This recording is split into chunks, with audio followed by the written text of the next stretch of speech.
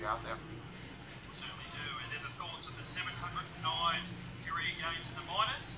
Just a quick stat: 19 caught stealing bases for Paul Gonzalez in those 709 games. As Len Chan-Watt comes in, and I'll give you those little tidbits across the 4-game series of Paul Gonzalez in his career in the minor leagues. Across many continents, Paul has played in, as Len Chan-Watt has an opportunity to try and compete for a complete game. And obviously, in any culture, but especially the Asian culture, what does it mean for Len to complete a 9-inning game here on the mound? Look, I think anywhere you go, if you can go 9, it really, from a player's perspective, it's fantastic. It's like hitting from the cycle or hitting 2 home runs in a game as a hitter. So I think it's the goal of every pitcher is to go as deep as they can into the game and come up with that win. And we've seen Len in 2013 had a fantastic year with the Rhinos, going 15-8. And unfortunately, 2014 was a bit of an off year for the team. And Len himself, with that 1-7 record, and we've spoken to Len last series, he's certainly come out here on fire.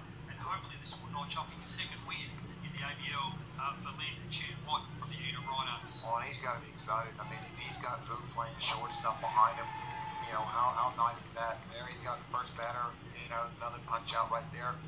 And he just continues to seem like he's getting stronger as the game progresses. And that was very weird. When you see a guy who didn't tax very hard, now he's going to another level. I think he's had 3 punch outs in the last 5 batters. So, it shows that he's almost getting stronger as he goes deeper into the game. He certainly has great thoughts from Paul Gonzalez, our GM, and Len Chan-Watt is now 2 outs away. As we see that one ripped hard, but Carl Hoschel in perfect defensive position, and Aaron Sayers certainly helps Len Chan-Watt first pitch swinging. And now Len is now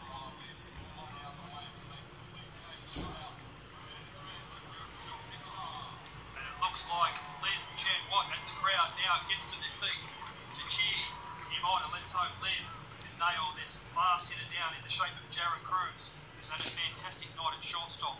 It certainly looks a very good prospect coming back, representing Australia in the Under-21 series, Paul. And Len, we look to try and lock this one down. Yeah, absolutely. Like I said, he's gotten stronger. He hasn't changed from his game plan. He's working ahead of the count, keeping the ball down to the zone. Utilized his defense, and when he's had to, he's reached back and he's actually taken care of business himself. So it's been a fantastic outing for him and for the Bandits tonight, because they haven't had to actually go into the bullpen at all, and hopefully late this game with this win. So Len facing the number 9 hole hitter in the Melbourne Aces. He drops the elbow down there, and that one's squibmed down the first baseline now. So Mitch Nielsen come across playing no doubles defense, and we see Len looking to try and wrap this one up. And don't forget, I'll head down to the ground and hopefully get a quick word as Paul Gonzalez wraps this game up.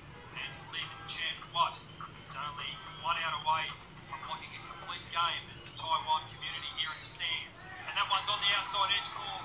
And what a great way to get the complete game. Absolutely fantastic. Like we talked about, he just continued to get stronger. He didn't vary from his game plan tonight. Great to see him get a win. We probably had close to 200-300, maybe 400 Taiwanese fans in attendance tonight. So fantastic for him, fantastic for the Taiwanese fans that came to see him, and fantastic for all the Bandits fans tonight. And something we probably glossed over, which we shouldn't have. Len Chan-Watt just threw a 1-hitter, and by memory, if I look back through my scorecard, that was to Kellen Deglan in the 2nd inning.